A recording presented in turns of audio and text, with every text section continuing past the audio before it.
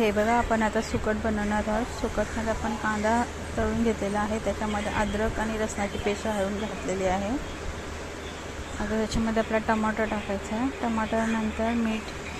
त्याने टमाटर आणि कांदा लवकर शिजला जातो. तर आपण मिक्स करून घ्यायचं चांगल्या पद्धतीने. हे बघा, टमाटर आपला शिजून झालेला आहे. त्याच्यानंतर आपल्याला हळद आणि आगरी कोळी मसाला टाकायचा आहे. हे बघा, मी भाजून घेतलेली सुकट आहे, जेणेकरून चांगली चव येते. तुम्ही नक्की ट्राय करा. तर बघा, आपण आता टाकलेले आहे. त्यामध्ये आपल्याला थोडंसं पाणी घालायचं, जेणेकरून सुकट चांगल्या पद्धतीने शिजली जाणार आहे. आणि आता आपण चला तर आपण सर्व करूया. चिवण्याच्या रसासोबत आपण सुकट घेतलेली आहे, भाकरी घेतलेली आहे आणि वडी घेतलेली आहे. नक्की ट्राय करा.